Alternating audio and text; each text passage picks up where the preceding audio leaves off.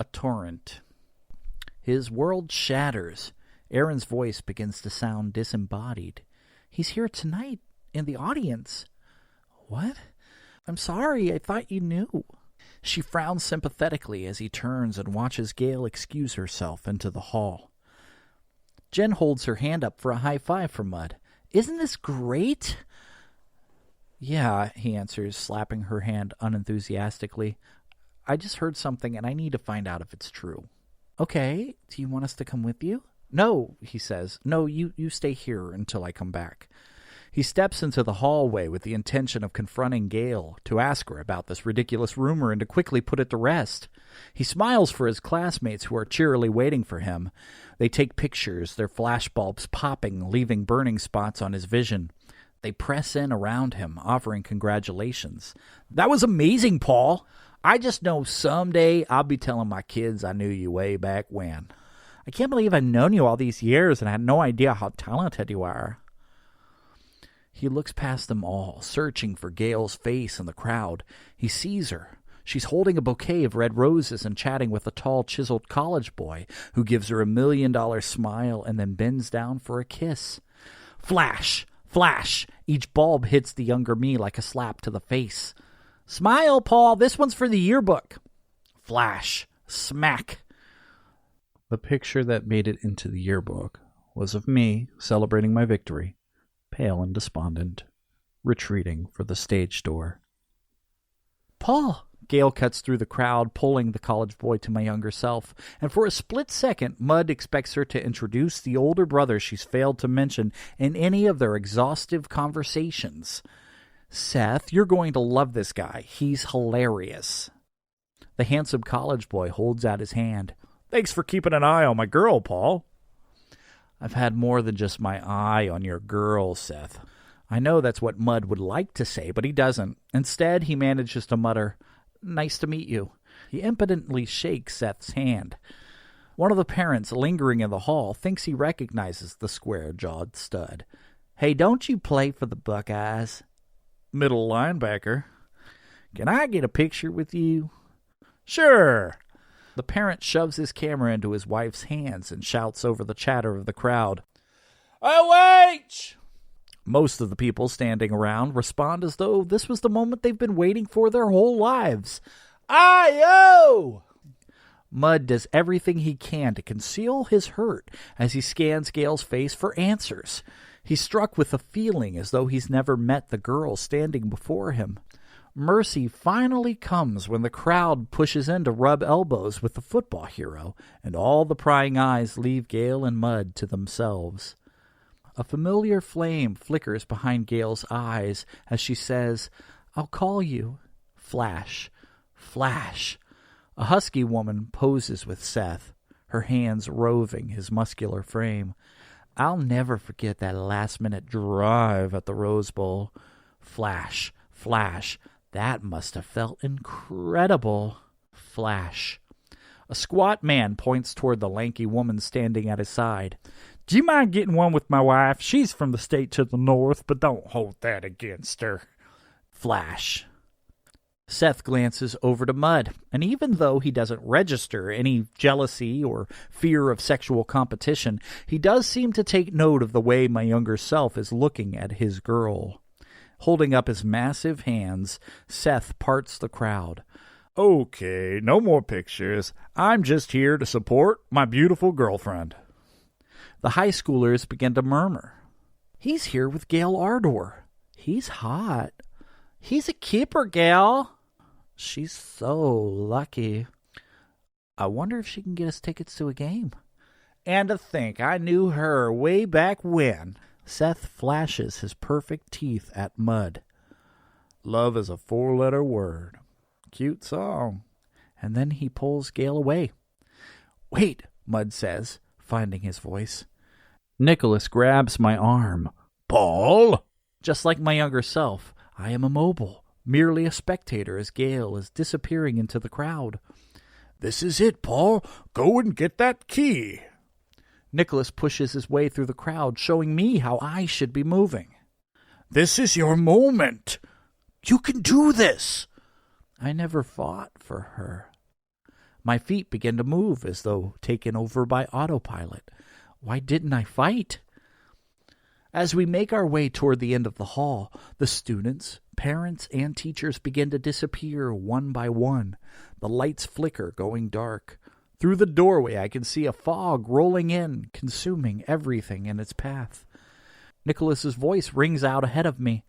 "The door is closing, Paul. You have to move fast." He throws open the door, letting me rush into the dense air outside. I hear Nicholas's rushed footfalls behind me as he helps search for Gale in the fog. The mist grows thick. It begins to rain, heavy and sudden. The sounds of Nicholas fade. The last I hear of him is his ever more faint voice calling out for me in the tempest. I call to Gale, cry out for Nicholas. The only response I hear is the sharp percussion of thunder. Losing all sense of direction in the maelstrom, I struggle to keep my eyes open as I walk into the howling wind. Everything past my fumbling hands is a murky gloom. I'm turning in circles. I think I can make out a distant light, but the rain is spitting into my face with such force. I'm seeing stars. I wipe my eyes, and a vague shape begins to form. The figure emerging from the mist is me at 29. He stands in a line, clutching a wet banknote in his hand. After a few moments, I can see where we are. We're just outside the Ruby Room. I'd frequented this San Diego music venue for a long time, but I know what night this is without having to refer to my phone. While passers-by and club-goers dart in every direction, seeking shelter, one woman leisurely strolls to us in the rain. She's striking. I was struck by her then, and I'm doubly struck now. I'd forgotten just how she'd looked that night. Carefree, confident, sexy as hell. The others under the canopy don't pay much attention to her when she stops to turn her face toward the sky. Someone makes a remark under their breath with a note of condescension, but the younger me can't ignore this free spirit. He certainly doesn't harbor negative judgment. He's drawn to her energy and steps out beside the strange and beautiful woman who's embracing the downpour with boundless joy. And I thought it didn't rain in San Diego. "I know," she hums. "I love this weather." Turning toward him, she says, "We're in a drought, and we need all we can get." Her smile is sublime. She looks at him as though they are old friends, even though they've never met. "I'm Paul." "Amaya." They splash through puddles on their way to the entrance. 29-year-old me stops at the end of the line. "I could spot you the cover if you're here for the show." "Thanks." She waves at the doorman and steps inside. "But I am the show." Lightning flashes. I feel lips at the nape of my neck, fingertips tracing up and down my back. I hear a breathy moan hotly whispered into my ear. I smell the erotic pheromones of male-female chemistry. It happens very quickly, and then I'm standing inside the venue. Amaya is on the stage strumming her guitar and wailing into the mic.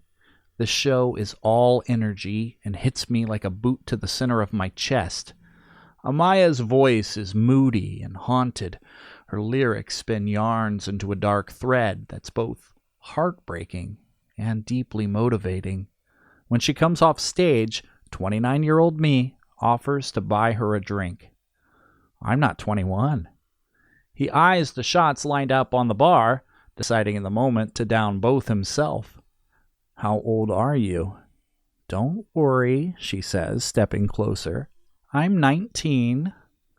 He hesitates, removing some of the flirty tenor from his tone.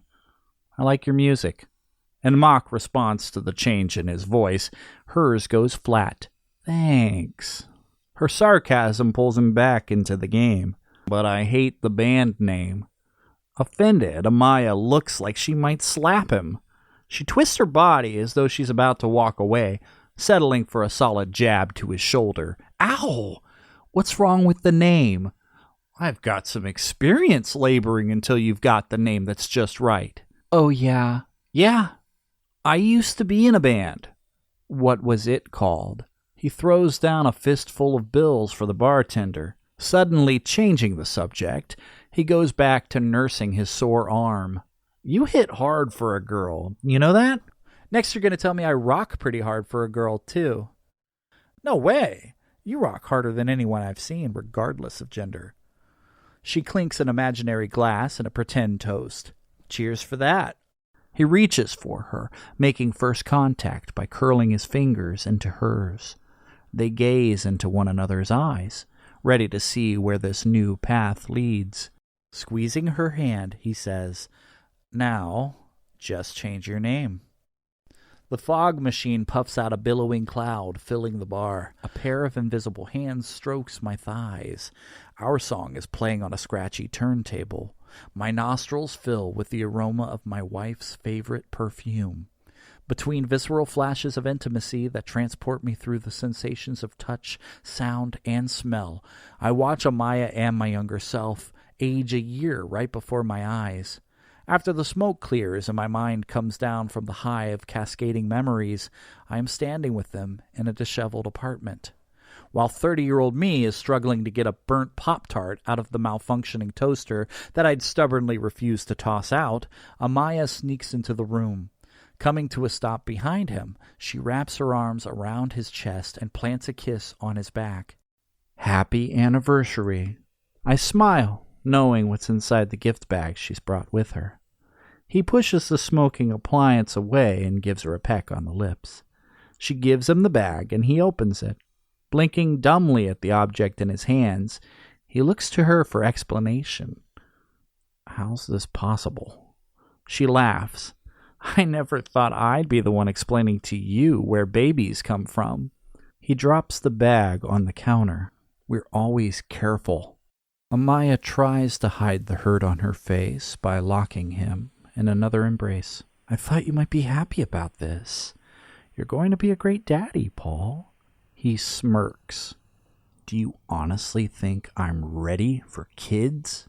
My God, I say, closing my eyes. I'm a moron. Someone tucks their hand into mine. I hear the tingle at the front door of my house that signifies someone has made their way home, and I smell the sweetness of our wedding cake. When I open my eyes, I'm in a hotel room. The door opens, and 30-year-old me carries his new wife over the threshold and out of the rain. They're both drenched, she in her wedding gown, and he in his tux. They're laughing together as he moves to put her down. No, not the bed! I'm soaked! After setting her onto her feet, he makes a show of taking off his tie and wringing it out like a wet sponge. I mean, my plan was to get you wet on our honeymoon, but this is ridiculous. She chuckles. Guess we could skip the shower. He raises an eyebrow and tries to look appetizing. No way we're skipping that. She pauses a moment, happy to finally slow things down and take in her surroundings after the events of their exhilarating day. Laughing quietly to herself, she begins to remove her dress. Was it all you expected? She asks. The ceremony? She nods. Yeah, it was nice. Nice? My stomach is twisting. This can't be right, I say. No way it happened like this. Looking up to heaven and seeing only a water stain on the ceiling, I demand to whoever's up there listening, show me what really happened. What was your favorite part? She asks. He thinks for a moment, answering her between smooches. When your dad got drunk and hit on my Aunt Brenda. My jaw drops. Why would she stay with this guy for 5 fucking minutes? Amaya climbs onto the nearest piece of furniture. She's suddenly tall enough to meet his face, and I see my answer. She's in love with him. No walls. Nothing holding her back. She must know how much this man is hurting. She must have a sense of his emotional unavailability. But she's not backing down from the challenge. She's determined to make this work, regardless of cost. She sees him, and she wants him to see her the same way.